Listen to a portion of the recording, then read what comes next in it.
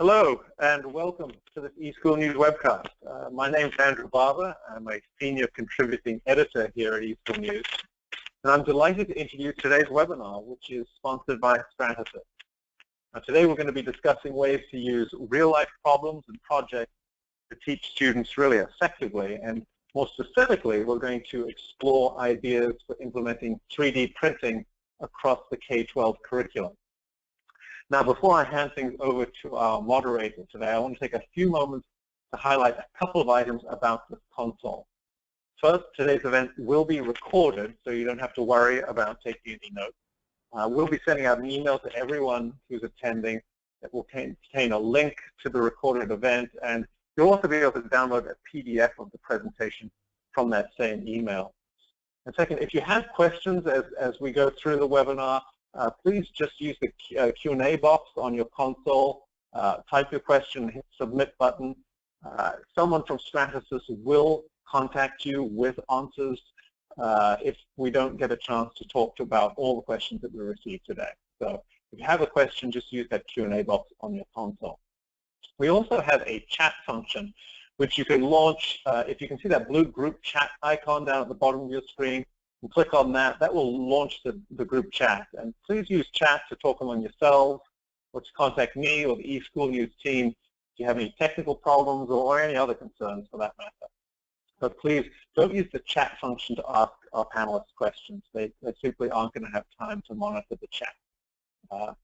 And now with that out of the way, let me introduce our host today, Gina Scala. Gina is Director of Marketing for Worldwide Education at Stratasys. And her role is to understand the teaching and learning needs faced by educators and then create product solutions to address them. And prior to joining Stratasys, she served as VP of Education and Professional Development at the Direct Marketing Association. Welcome, Gina. It's a real pleasure to have you here today. Good afternoon, everybody, and welcome to our webinar. My name is Gina Scala. I am the Director of Marketing for Global Education here at Stratasys. And we're going to spend this afternoon getting hands-on with you around 3D printing and how you can use it for student engagement and in your classroom. So I'm going to jump right in and introduce for you our main presenter. So today joining me is Ryan Erickson. Ryan is a K-5 Makerspace Coordinator at Apple Valley in Minnesota. And he is also our educator in residence for this summer, spending time with Stratasys, helping us to connect educators with 3D printing and build lessons for using the technology for student engagement in the classroom. So I'm very excited to have Mr. Erickson, Ryan, with us today to take us through some of the great things you can do with 3D printing. Before we jump into Ryan's portion of the presentation, I just want to tell you a little bit about Stratasys. Stratasys is a almost 30-year-old 3D printing company. We got our start in enterprise, providing 3D printing services for commercial, in aerospace, automotive, medical, and manufacturing. But why 3D printing in education?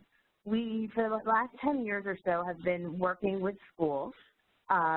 And at the K-12 level, 3D printing is often used for engagement and inspiration, and Ryan will share some of the ways that he's doing that within his school. In the engineering classrooms, we're really preparing the workforce of tomorrow. We're giving them the skills that they need. When we transition into research institutions, 3D printing is helping research institutions innovate and create new products and solutions.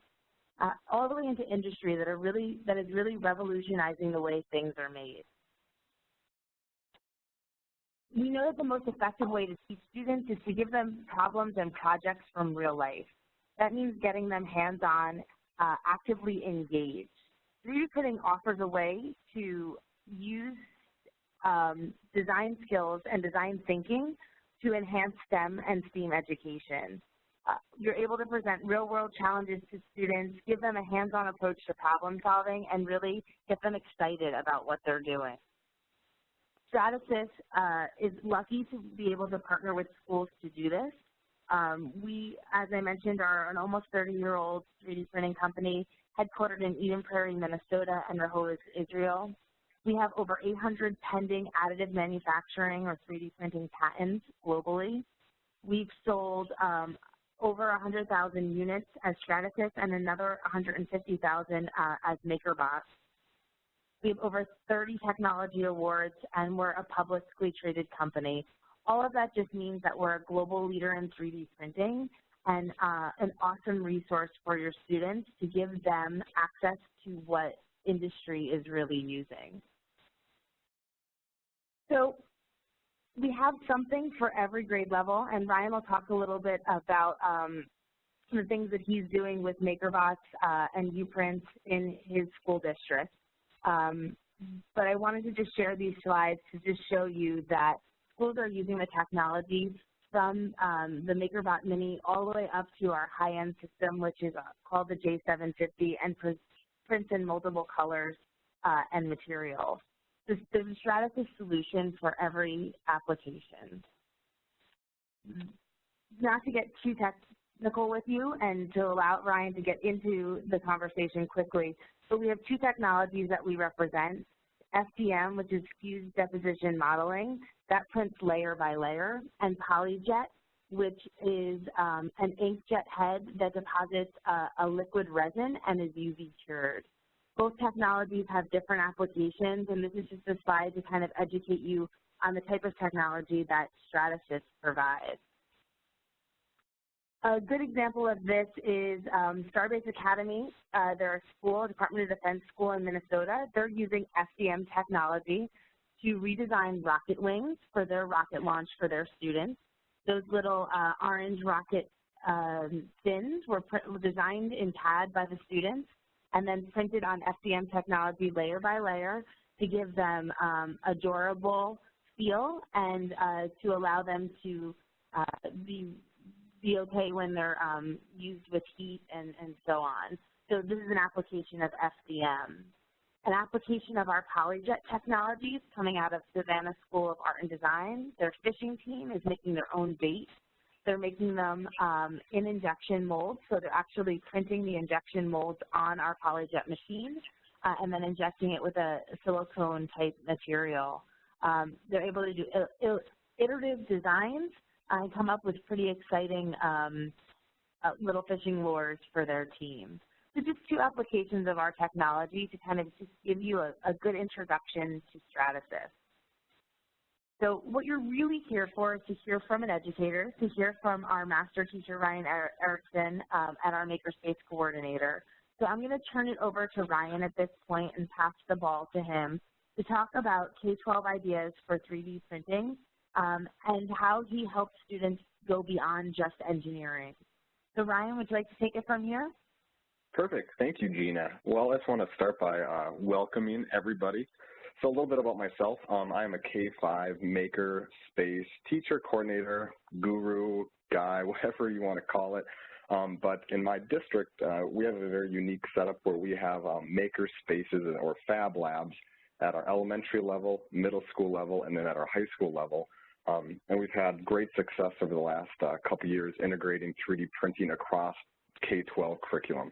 And so hopefully today you can leave with some ideas, and please hold any questions to the end, and I'll stick around and I'd love to answer or go into any more depth after that. So let's move on. So in talking with a lot of educators, going to conferences, talking even parents about 3D printing, the main question that maybe you've heard, and I know that I get all the time, is, what do we use this for? Most people have very limited interactions with 3D printing, or they've seen it only in the media or what they see on Twitter or whatever, and they think that this technology is amazing, but it's out of the reach of most of our students, especially if we're thinking K-12. And so as an educator, thinking or stopping and looking at the why, and I think for most of you, I'm not going to spend a lot of time on why is 3D printing impactful on our students. I know Gina talked to that a little bit earlier. The how do students use CAD tools, so computer-aided design tools, to produce their ideas and learning, and then the what kind of follows that. And so today I'm not going to spend a ton of time saying, oh, you could do this at this level and this grade level, but My hope is to spend a little more time on the how you can get your K-12 students making things, and so then you can align that with what you're already doing in your classroom and align that with the standards that you have in whatever state you're in. So that initial thinking on the how, you know, most of us, I know for at least myself, when I started my 3D printing journey, the how we make things is really limited to thinking that, oh, I can get things offline, like from GrabCAD or Thingiverse, or I have to have a very high degree of CADing ability to make things. So this is an image off of Autodesk Inventor. Another one that we're using that I can talk to a little bit later is called Onshape. But if I don't have that high ability in CAD, or I can't find the thing that I need on Thingiverse or GrabCAD, I'm kind of out of luck. So how do we move beyond that? So like I said earlier, in my district, we're K-12, really K-12 STEM, but we've had 3D printing across the grade levels, and we really looked at how do we scaffold our K-12 really CAD education experience for our students, and really diving into the programs that are available for free online, and we're going to look into those a little bit, but then also into looking at some of the higher level paid programs as well. But our scaffold, and we'll dive into this more, is really simple. We start our kids doing some modeling through drawing.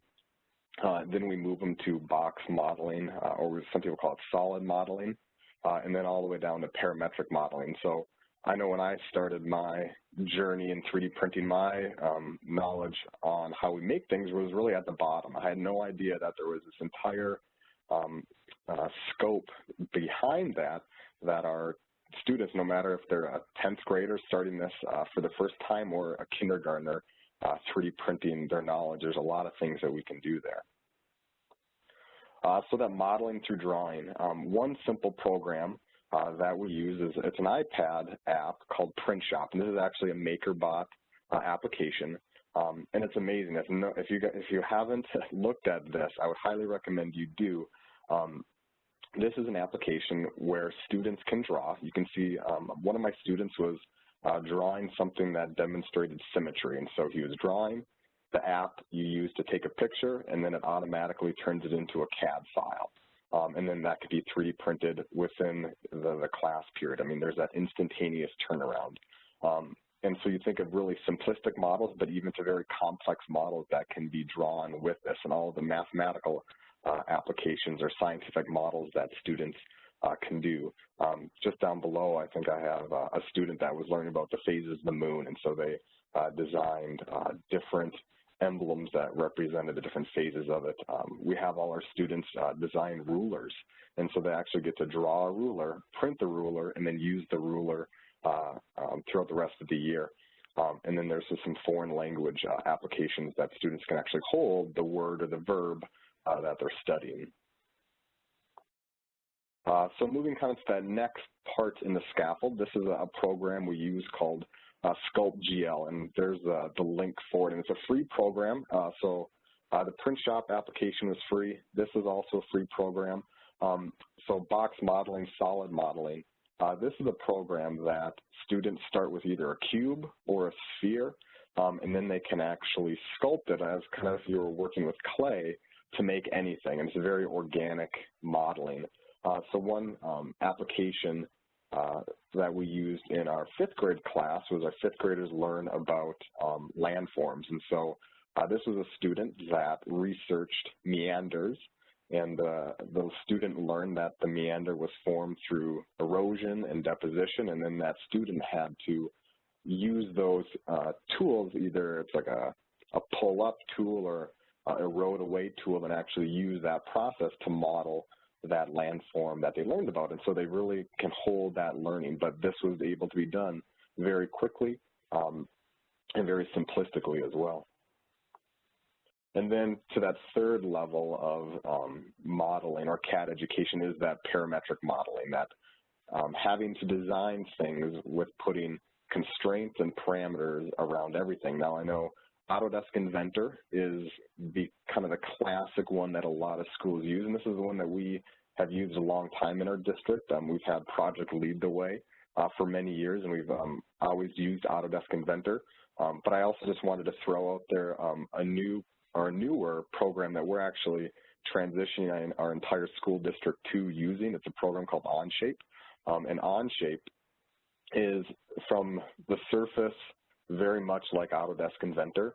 The couple things that made it so we're transitioning over to it is it's free. Autodesk, you can get a free 3-year license, but after that you have to pay. Onshape is free, but Onshape also works in the cloud. And so we're getting a lot of new iPads and Chromebooks in our district, and Onshape allows all our students, no matter what device they have, to use that, where Autodesk Inventor only works on PCs. So in thinking, how do we align this, or now thinking about the what, how do we, or what is it that our students are going to make?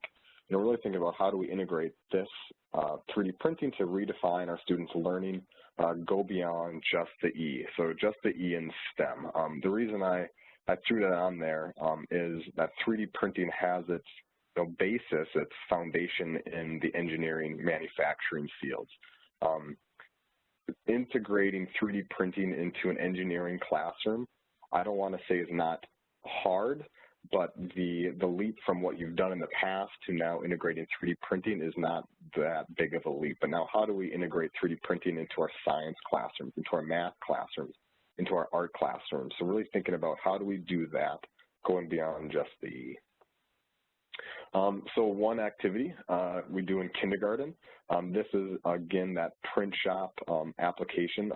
You see some first graders modeling number lines, designing some keychains, looking at geometric shapes, and then be able to print those and hold them. Second grade, I know I talked to this a little bit earlier, but print shop, being able to make rulers, and there's one up top using Tinkercad. I didn't mention that yet. In fourth grade, we have our students record their voices.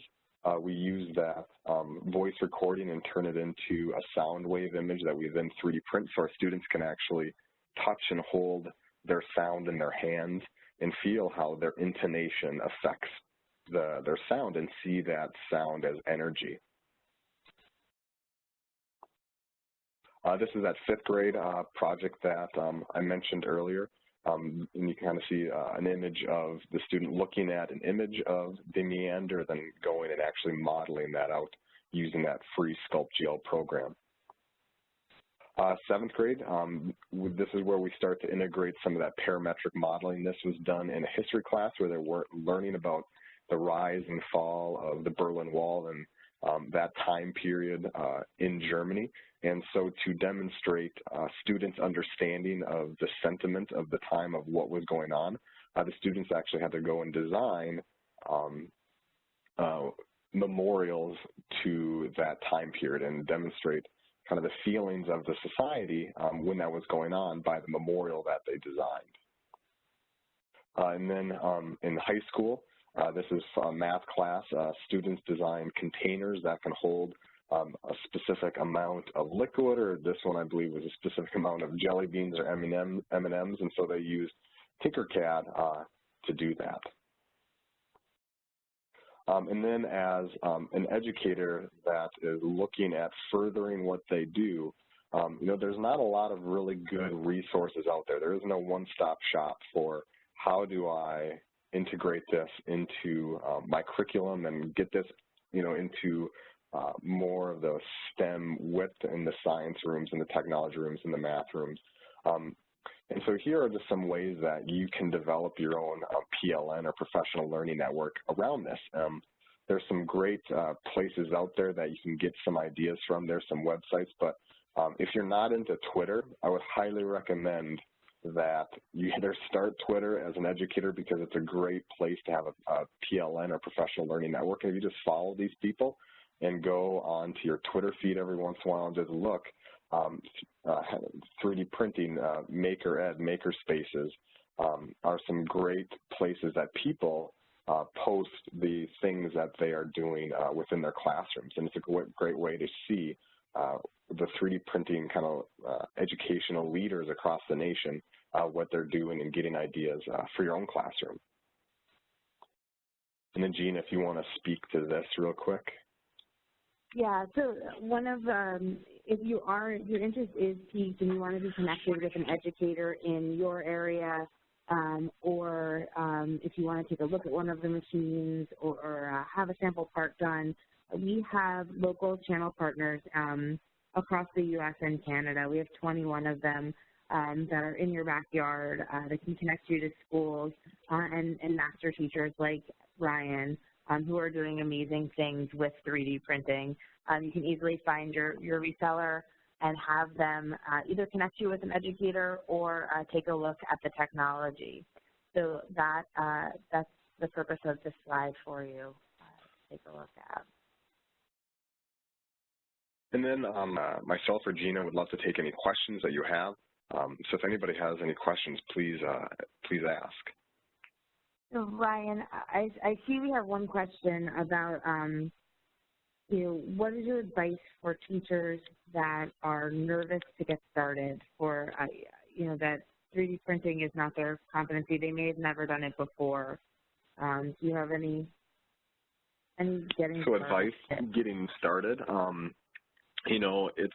it's a new technology, and most of us, have not had any experiences with it, and there's a lot of mystery, if you will, that kind of surrounds it, and just even how does it work and how does it build things. And either if you have the funds just to get one in your building and just start making things. And there's nothing wrong with finding things on GradCAD or Thingiverse or STL Finder. There's a bunch of websites that you can find free 3D files and just start printing things. I know 2 years ago when I got started with this, my journey in 3D printing, that's how it started. I just started making things that, I needed in my classroom. I was a second grade teacher at the time, and my second graders were doing a unit on friction, and so we printed some different models of sports cars, and we tested the different sports cars with friction, and it was really fun, but it made them engaged, it made them excited to see what else these printers can make. And then as an educator, it got me excited to know that this has great power in making student ideas, but also in making things that we don't have access to. I know earlier this year, my science specialist in my building didn't have anemometers, so a tool that measured wind. Well, I was able to go and find anemometers and print them for the next day's class. And without that, or without the use of a 3D printer, we would have lost out on a learning opportunity. So just getting it in a building, getting access to it, and just start making things. So we have another question that came in. It's from Andrew, who's an education director at a makerspace in New Orleans. So he wants to talk about installing maker spaces in schools. So Ryan, can you talk to how your district has maker spaces at the elementary, middle, and high school level? How are you utilizing those maker spaces to provide access across the curriculum? That's a very big question. It looks very different in each level. The makerspace that I run in the elementary building I work in, I act as a prep teacher, and so students come to me in the same manner that they would go to art or gym or music, and so I get to work with students. I get to work with all the students in the building.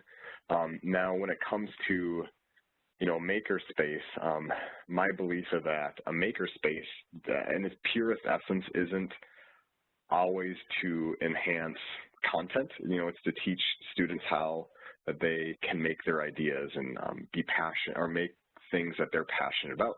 And so, yes, I do tie it back to content at times. I mean, for example, that lesson on making that landform. That lesson reinforced the content that my fifth graders at the time were learning in science, but it also, I kind of used it as a way to teach them how to use this Sculpt GL tool that now moving forward in Makerspace, they can use that tool to make what they want. Or if we're going to make something else in science, whatever the case is, now they have that opportunity to use that tool again. And so I see another person that asked about scaffolded set of lesson plans.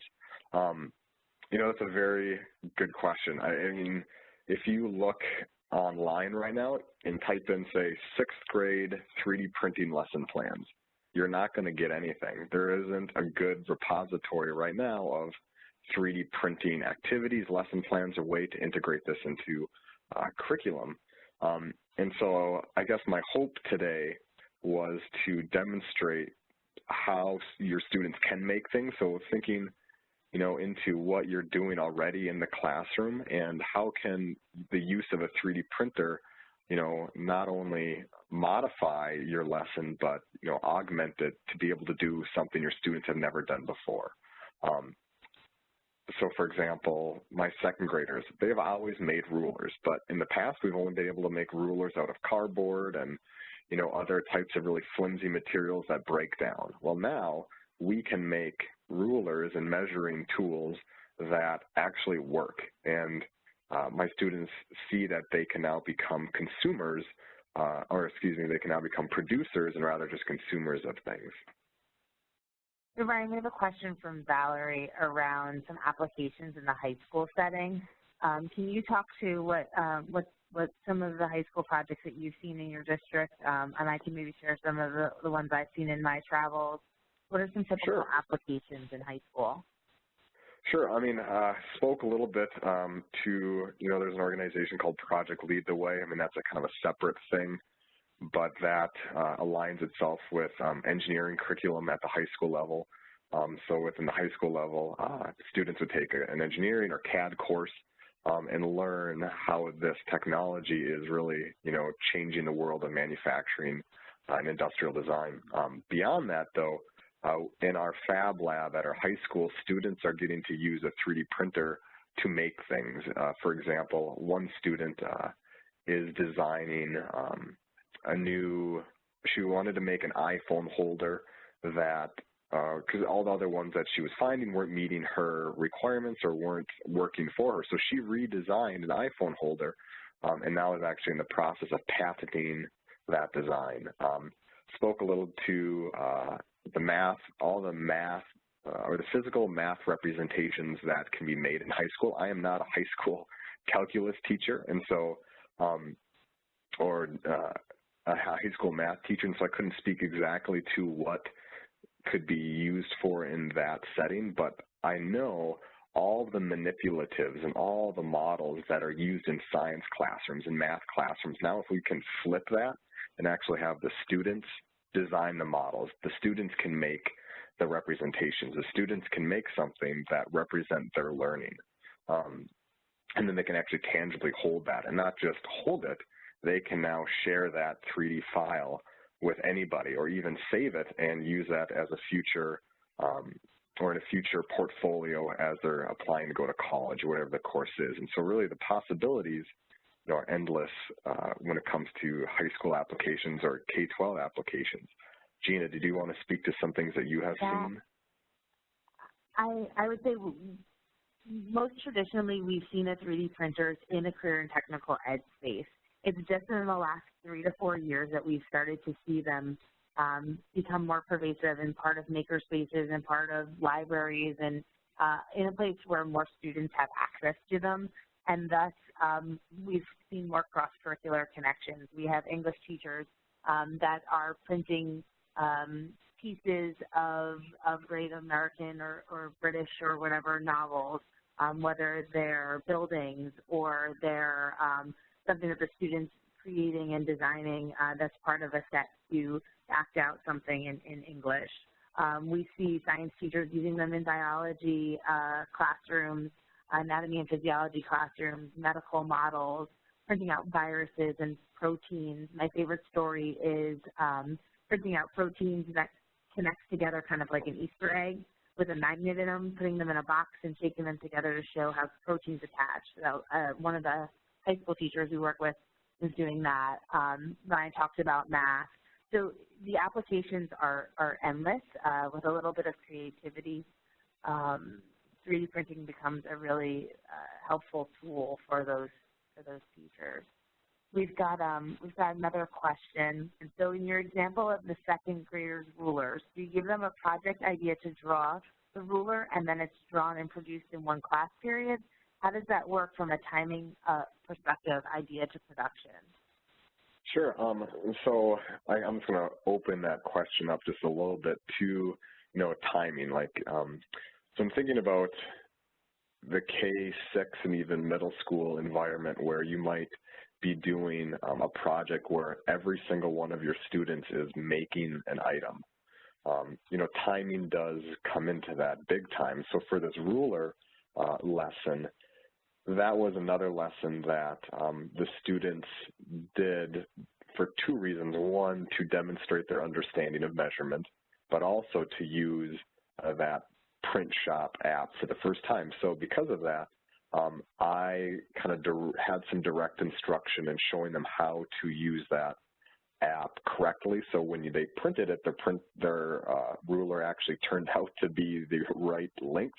But then because I had a class of, 25 second graders, it did take, a day later for them to finally get their product because it just took, 12 hours of 3D printing. I think that day I set up my printer before I went home for the day, pressed print, came back the next day, and they were done, and then I could give them back. And so the students actually could start using them very quickly. And so that timing and turnaround, varies based upon are all your students printing, how big is the thing, is this going to be a working model, so we need to print it with a little bit higher settings or whatever the case is. And that's something that that timing piece is going to come once you get a printer in your building and just start seeing how it works and how long does something print and how many kids or students' designs can I fit on the build plate at one time. I know most of my prints this year are, are upwards of 12 to 15 hours because I fill up my printer. I don't care that it takes 15 hours. I press print, go home, come back the next day, and it's done. And that's really beneficial. I know I saw that John had asked a question about 9th through 12th grade non-tech users. So on that non-tech side, I wouldn't even go into that parametric modeling so that using that Onshape or Autodesk Inventor. There is it's an incredibly powerful tool, but there is a big learning curve just to get to the place where students can produce their ideas. And so one application that I'm kind of kicking myself that I didn't talk more about is an application called Tinkercad. And so Tinkercad is a free modeler that's actually done by Autodesk. It's all web-based. Students can log in. But the premise of Tinkercad is students drag and drop solid geometric shapes that they can then change the dimensions of. Those shapes can be combined or edited in multiple ways. But this is a program that within our district, I actually get to introduce my first graders to this program, but we have all the way up through, I think we had a 11th grade home ec class that the students had one day where they were introduced to Tinkercad as part of a project of redesigning, I think they were redesigning an apartment space. And so then they used Tinkercad to model this apartment, so the learning curve is very low. It has a low ceiling, but it can do a lot of things.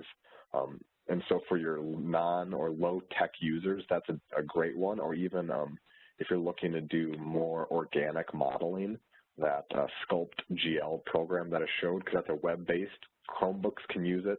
I don't believe you can use it on an iPad just because it is Flash-based, but those two would be very powerful for your non-tech users to use. And the idea of free or the cost of printing, cost is an issue. And so to speak to cost for a second, at our high school we have, or in our middle school and high school, we have MakerBot and Stratasys equipment. The Stratasys equipment does amazing work, but it is more expensive to run. The MakerBot equipment can't do the things that the Stratasys printer does, but the filament for that is at a much lower price point. And so, really thinking about what is the purpose of this, and a lot of our things that we make, for our engineering students or for our modeling, our students kind of do the iterative design process that we teach them. They print, a few times on a MakerBot to make sure the model is good to go.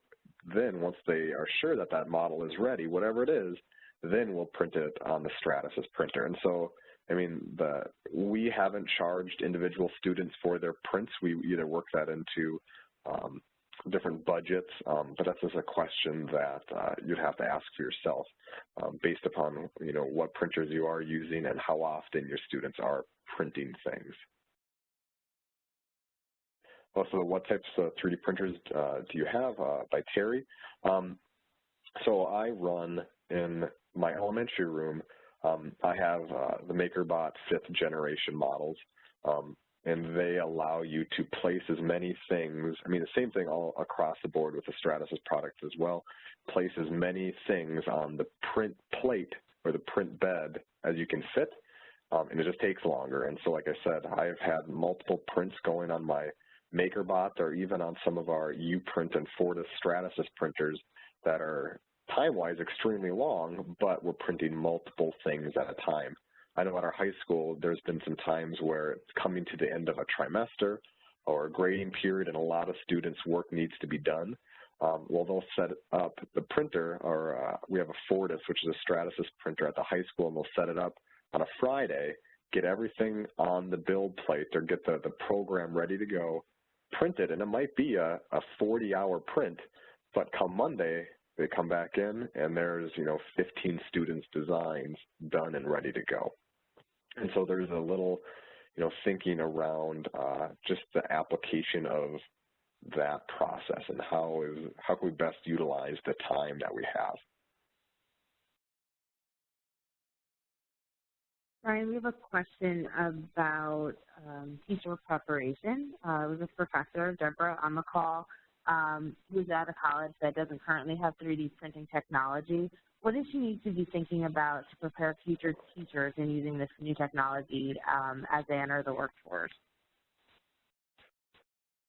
So, I would say that, 3D printing technology is here to stay. It is, and from talking with industry professionals, people that work in manufacturing, medical sciences, there is not many STEM jobs out there that don't either currently have uses for 3D printing or that are projected to use 3D printing. And so I don't, being an educator myself, I was given no 3D printing training or even an understanding of it when I was going through my undergrad or even going through my master's program in educational technology. We never talked about it. We only focus on, how do I best use a Chromebook and how do I best use an iPad?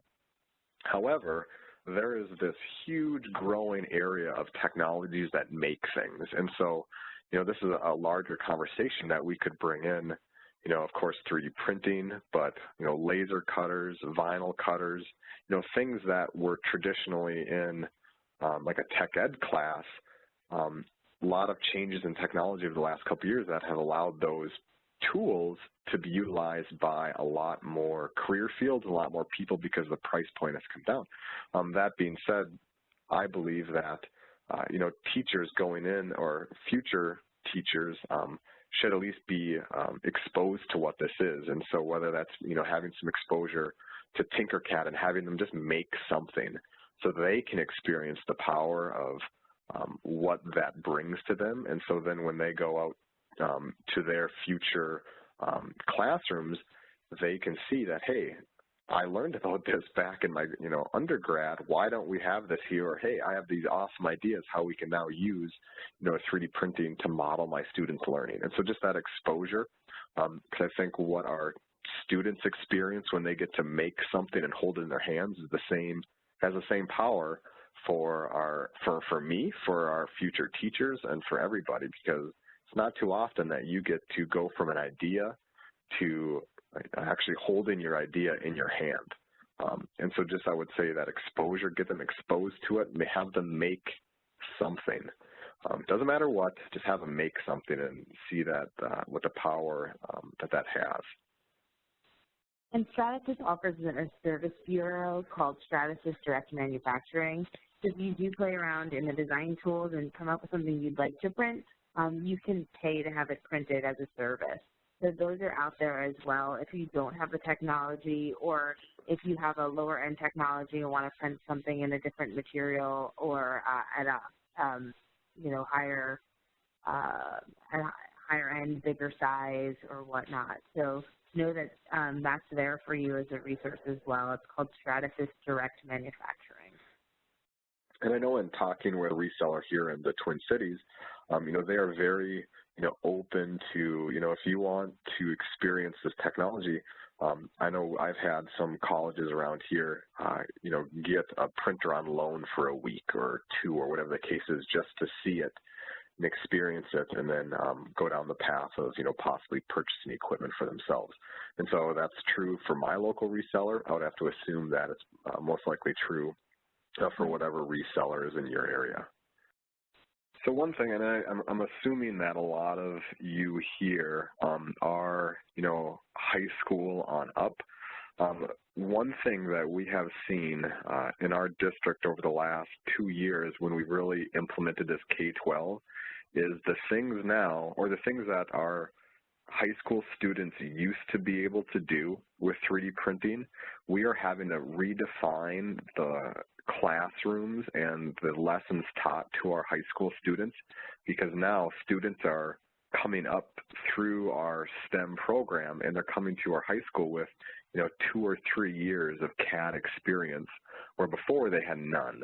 And what gets me really excited is thinking about, I had my kindergartners this year 3D printing, and they're starting to do Tinkercad in first grade, and then we are, scaffolding that education as we go up. But what are my kindergartners going to be able to do when they become, 12th graders, and they've been CADing for a decade? And that, as an educator, gets me really excited. I can't even, begin to, surmise the things that they're going to be able to make. And then a question from John about, do your high school students create and print 3D objects for hire? Have you heard of this at other schools, districts? John, we haven't gotten to that yet. Within our fab lab at our high school, we have some other equipment like a laser cutter, and we're getting an embroidery machine, and so we've had conversations around, funding is always an issue. So how do we, help with that by making things and either selling them for hire or whatever the case is, and we haven't quite worked through that mess yet. I believe I have heard of some, not high schools, but some higher ed institutions doing that and partnering with local businesses. So Chico Gina, have you heard of that? Chico High School in California is doing it. There's a case study on our website about it, and they're partnering with local industry. They're doubling the cost of the materials that they're using for the print job, so the kids are actually scoping out how much it'll take and so on. And then they're using that to fund material purchase for the printers, filament, and whatnot throughout the year, so that they can have their, not the initial investment of the printers funded, but their materials consumption self-funded by student projects. Plus, the major benefit of that is that real-world application and getting to work with a client and work through a real challenge for a local business. Great. I think we're close to time. Ryan, did you have any other questions or feedback that came through on your end? Yeah, I just have one last one from John again, just reading it here. Give me 1 second. So we encourage you, as you go through the journey of figuring out what the applications of 3D printing in your school, how it can help with student engagement and college and career readiness, to reach out to that local reseller, to go visit the machines, try them, ask for a trial, and whatnot. That'll really help you understand the power of the technology. Did you have... I just wanted to answer John's question. So John, if I'm understanding you right, that standard progression from students start with, CAD, so in the past, an Autodesk Inventor or SolidWorks, something like that, and then transferring that to 3D printing education. And so kind of flipping that, what I've seen is that a lot of students, when they are exposed to CADing, for the first time as high schoolers, by then, some of them really struggle with spatial reasoning and being able to conceptualize their ideas and then have that idea, come out, in their CAD. What I've seen, though, is because we are starting our students a lot sooner, and so they're getting to test or work on those spatial reasoning skills, at a very young age, then those skills of spatial understanding then transfer into a student who can better use a CAD program. And so, we could dive farther into, what that looks like for your school. But I would say yes, that, if I'm understanding your question right, that those 3D printing skills do go back the other way because of the tools that students are using at a younger and younger age. A virtual round of applause to you, Ryan, for taking this on and doing the amazing work you do with students. We're really excited to see what 2017 brings and what other kinds of examples you'll be able to share with the greater education community. So thank you, everyone. And thank you, Gina, and thank you, Ryan, for what was really a fascinating presentation. Unfortunately, that is all the time that we have left today. And if you did ask a question, I'll just remind you that someone from Stratasys will be following up to get you some answers. Now, as we wrap up, on behalf of eSchool News, I'd like to thank Stratasys for its support today. And one final reminder, we will be sending out an email to everyone who attended today when the recording of the webinar is ready. So thank you all for attending today. I appreciate you coming. And this concludes today's webcast. Goodbye.